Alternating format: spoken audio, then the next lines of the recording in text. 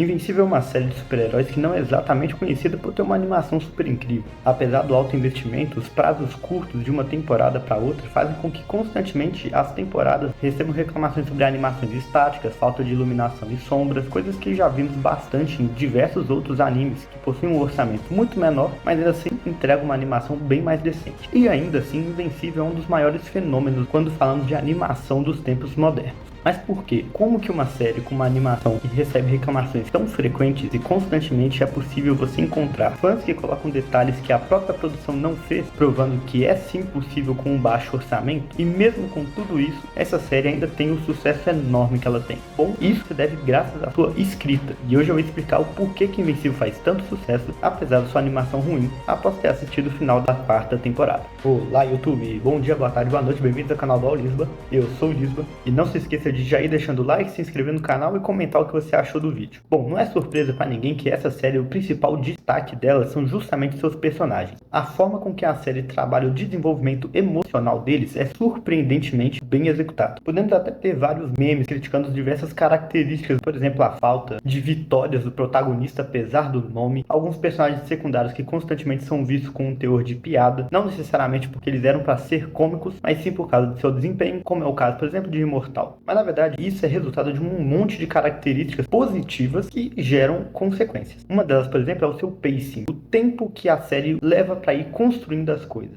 Na série, temos diversos exemplos de coisas que duram episódios inteiros ou são desenvolvidos ao longo de várias temporadas e que são apresentadas já lá atrás e calmamente vão sendo trabalhadas. Invencível não tem desespero para apresentar todos os seus pontos altos. Ele sabe muito bem trabalhar as características que ele tem para enfim chegar num clímax decente. Isso acaba sendo uma das características principais que agradam tanto na série, porque assim você consegue aproveitar cada momento e cada um deles parece ter a sua devida importância. Não parece que está sendo jogado fora um potencial evento que seria marcante para a série ou para os personagens. Por isso eu raramente vejo alguém reclamar que não ficou satisfeito com algo que aconteceria nas HQs e que aqui levou muito pouco tempo na série. Pelo contrário, normalmente muitas coisas que seriam apresentadas rápidas até demais nas HQs, aqui são trabalhadas ao longo do tempo, como no exemplo principal da primeira temporada da revelação do Omni-Man. E isso dá tempo para trabalhar muito bem os seus personagens, não só os principais, mas diversos personagens secundários recebem plots inteiros e muito tempo dedicado a eles, que é o que nos permite ter tanto carinho por esses personagens, como Rex, Robô e Menina Monstro, a Debbie, mãe do Mark, Cecil. Todos esses personagens são muito bem queridos pelos fãs e não é à toa, porque ela se dedicou em dar um foco decente para eles quando eram seus momentos, em vez de passar rapidamente para chegar logo no clima. O próprio Mark é um personagem que acaba irritando muito justamente por ser tão bem escrito. Mark tem apenas 17 a 18 anos. Quando começou a série, ele nem sequer tinha terminado a escola ainda e já tinha poderes e os deveres e obrigações clássicos de um herói, muito semelhante com o Homem-Aranha, por exemplo. Ele tem problemas de raiva, ele tem traumas que são gerados por diversos inimigos que ele enfrenta, principalmente o final da primeira temporada, onde ele enfrenta o próprio pai. É possível inclusive voltar para isso quando a gente vê o final da 4ª temporada, o Mark com medo do Treg do que ele poderia fazer, depois de ter visto a diferença de força entre eles, que resulta em ele permitir com que os Viltrumitas morem na Terra. Afinal de contas, ele é só um garoto, a destruição do planeta inteiro é um peso grande demais para ele carregar, ainda mais considerando as pessoas que ele ama que também vão sofrer com isso. Nós vemos o desenvolvimento progressivo de um garoto imaturo, inexperiente e que ainda não tem noção completa do impacto de suas ações e de como o mundo funciona, com aqueles ideais clássicos de um bem definitivo e um mal definitivo, não enxergar a redenção, não entender porque o Cecil continua trabalhando com pessoas que anteriormente eram más, o fato de que quando ele começa a série, cada vida, não importa que ele não conheça a pessoa, importa bastante, e depois de um tempo ele continua se importando com a vida das pessoas, mas ele está num outro arco de personagem que depois a gente entra nesse aspecto. Então isso ocasiona com que ele tenha diversas coisas na história que deixa a gente querendo que o personagem tenha uma vitória logo, porque ele constantemente tem problemas com derrotas por se segurar contra inimigos, sofrer diversas vezes com os mesmos problemas porque não quer matá-los, outras vezes ele pode acabar matando um inimigo do qual não era necessário, e tudo isso traz um peso emocional muito grande para o personagem, apresentado de forma magnífica. Você consegue ver a evolução do Mark, a reflexão dele, como ele se sente. O primeiro episódio da 4ª temporada é um exemplo perfeito disso. Em comparação com outras temporadas em que tive um Mark mais alegre, a 4ª, não só pro Mark, mas pro mundo inteiro, tem toda uma pegada triste. O primeiro episódio da 4ª temporada mostra, por exemplo, que o Mark ainda está sendo rejeitado pelo mundo inteiro por causa de uma destruição que não foi causada por ele, e mesmo assim ele se culpa. O próprio Cecil e os Guardiões estão exaustos. Dá pra ver até pela cara do Cecil o cansaço emocional dele quando ele vê o Conquista fugindo. No mesmo mesmo episódio em que Mark teve 3 momentos de reflexão pesada após quase matar ou matar alguns dos vilões que ele enfrentou. E isso acaba criando um efeito em que a gente já tá tão cansado de ver o personagem que a gente gosta tanto pra baixo que a gente quer logo que ele prove que ele é de fato o que o nome dele diz, invencível. Um efeito parecido com o Yu Ditador, que perdeu o protagonismo muito por causa disso. A gente já viu o Mark sofrente, já absorveu a dor dele, agora a gente quer ver ele derrotar o inimigo facilmente, a gente quer ver ele conseguir um momento de paz e de felicidade. Por mais que a gente entenda que isso é crucial pro desenvolvimento dele e que ele é novo demais para já ter a maturidade para passar por isso. O que é um ponto crucial não só pro roteiro, como até também para outras características, por exemplo, a duração da série e das lutas, visto que se ele fosse de fato tão forte e tão invencível assim, não só a gente teria um desenvolvimento de personagem bem mais fraco dele, mas como também a série teria que começar a acelerar para poder chegar em outras partes, porque senão as lutas não teriam durado tanto se ele já lutasse desde o início com força total, sem se segurar, sem querer não matar, ignorando os danos, por mais que a gente entenda que teoricamente ele deveria ser capaz de aguentar a maioria dos golpes que ele recebe com certa facilidade, ainda assim é isso que estende o suficiente para eles poderem criar essa conexão emocional. Então é uma faca de dois gumes. Mas essa quarta temporada mostrou que a gente está entrando numa outra fase do Invencível, visto que ele está entrando num arco reverso com o do Omni-Man, em que Mark, que antes tinha medo de se tornar seu pai, está cada vez mais parecido com ele, mais agressivo, mais propenso a soluções violentas e definitivas, que é justamente o oposto do Omni-Man, que começou a série assim e agora quer cada vez se tornar o contrário, mais ou menos o que o Mark era no início, para que ele possa estar do lado das pessoas que ele ama novamente.